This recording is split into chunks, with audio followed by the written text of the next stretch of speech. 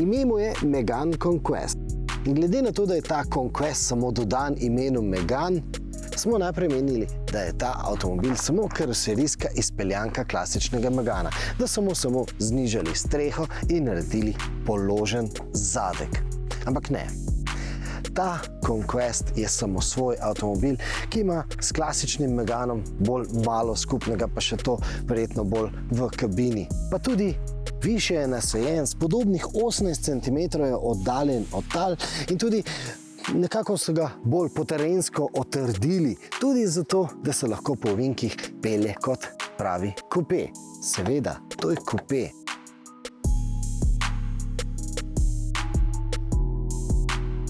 Da ni samo SUV, kot recimo Renault Kadjar, ampak tudi kupe se seveda najbolj čuti tukaj zadaj, kjer pa kljub vsemu ni tako zelo kupejevsko utesnjen. Še vedno se bodo tukaj zadaj lahko peljali tudi odrasli potniki, seveda, če niso košarkarji, recimo do 170 cm, bo kar v redu. In v primerjavi s kombi limuzinskim Meganom je tukaj prtljažnega prostora bistveno več. In ta prtljažnik je zagotovo en velik plus za voznika, pa je minus pogled nazaj skozi to ozko lino.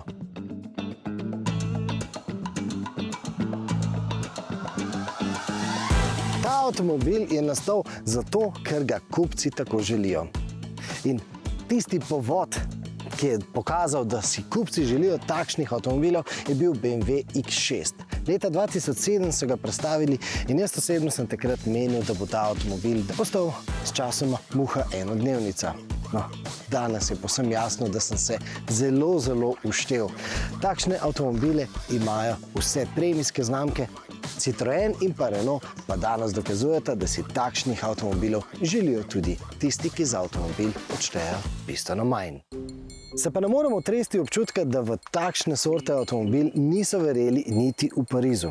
Prepričali so se šele po uspehu v Aziji, konkretno v Rusiji, kjer so pred leti takšen avtomobil ponudili na osnovi Dacia Duster. In potem se je zgodila Južna Koreja. Samsung XM3. Samsung je namreč korejska znamka zveze Renault Nissan Mitsubishi. 2 leti nazaj so tam predstavili takšen model XM3 in prav ta je odprl vrata v Evropo temu modelu. In naj na tem mestu povem, da ta Megane Conquest ne nastaja ne v Parizu, ne v Sloveniji, ne v Španiji, ampak prav v Koreji, na istih proizvodnih trakovih kot ta Samsung XM3. In prav v tem je razlog, da Megane Conquest ni na voljo kot priključni hibrid. Korejska tovarna namreč ni še prilagojena na električne zahteve. No, ko boste po tujih spletnih straneh brskali o tem avtomobilu, ga boste našli pod imenom Arkana. V Sloveniji ga ni pod tem imenom, kriv pa je Željko Razhnatovič, znan kot Arkan. Gre za zelo glasnega kriminalca v tistih osamosvojitvenih vojnah iz Jugoslavije. Je vodil srbsko paravojaško gardo, ki je bila odgovorna za marsikatere masakr na ozemlju Bosne in pa Hrvaške. In seveda negativnega naboja je bilo bistveno preveč, da bi na tem delu ta avtomobil lahko se prodajal kot Arkana. Seveda so imeli v Parizu povsem drugačne cilje s tem imenom in Arkana v latinskem prevodu pomeni skrivnosten, misteriozen. Tudi v Franciji jim lahko sproži mešane občutke. Namreč Arkana je znana tudi iz okultizma. Našli boste jih v tarot kartah.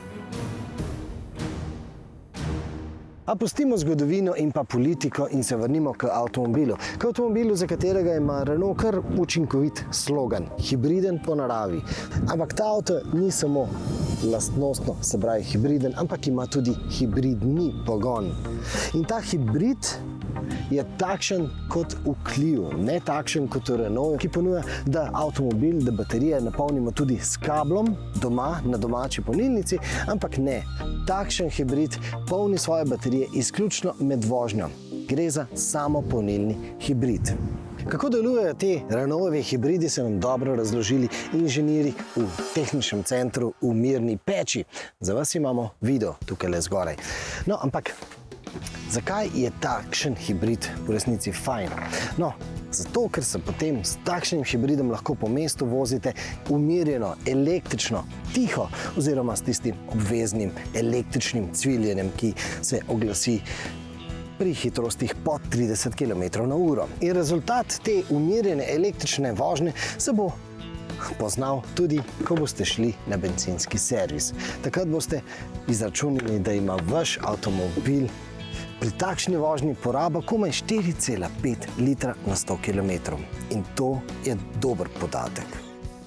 In navdušil vas bo tudi potem, ko boste opravili avtocestno vožnjo. Opravili smo pot iz Ljubljane v Maribor in nazaj in na koncu ugotovili, da smo se vozili s porabo komaj 5,9 litra.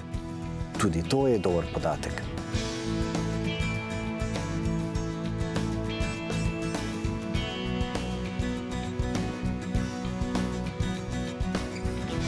No, največji minus pa ta avtomobil pokaže pri dinamični vožnji. Naj spomnim, da Clio elektromotor doda električne bliskovitosti pri speljevanju iz zaprtih ovinkov. No, pri tem večjem in težjem hibridu te električne bliskovitosti ne dobite, tudi če prestavite v način šport. Ko boste pospeševali sploh na kakšni gorski serpentinasti cesti, se bo ta avtomobil redno obotavljal in tudi pogosto se avtomatski menjalnik ne bo znal odločiti, na katerem zobniku bi poganjal ta avtomobil, in posledica je, da ta avtomobil kar precej tuli. No, to je neprijetno tudi zato, ker v tem primeru, čeprav imamo zobniški menjalnik, nimamo možnosti nikakršnega ročnega prestavljanja. Ta Megane, ta hibridni Megane je 100% avtomatik. Je pa dejstvo, da čeprav je Clio ponudil bistveno več živahnosti, pa se je prej upehal. Na isti serpentinasti gorski cesti je Clio na vrhu tega klanca pokazal tisto znamenito želvico na armaturni plošči. No, pri tem avtomobilu se na isti cesti, na isti relaciji, pri enakem režimu vožnje to ni zgodilo. Pri Renaultu pravijo, da sta pogonska sklopa enaka. Ampak seveda niso pa enake mere in pa mase in očitno so tukaj najde razlog, zakaj imamo dve povsem drugačni uporabniški izkušnji. No, če je dinamična vožnja in sploh vožnja po teh naših slovenskih podeželskih hribovskih cestah zelo visoka na vaši prioritetni listi, potem vam bo verjetno bolj všeč TCE, bencinski turbomotor, ki ima tudi nekaj več navora in več moči.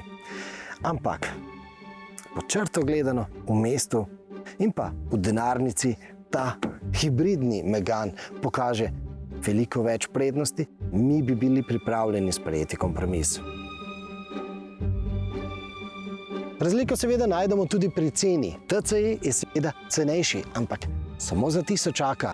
Pri ceni pa naj vam namignemo še to.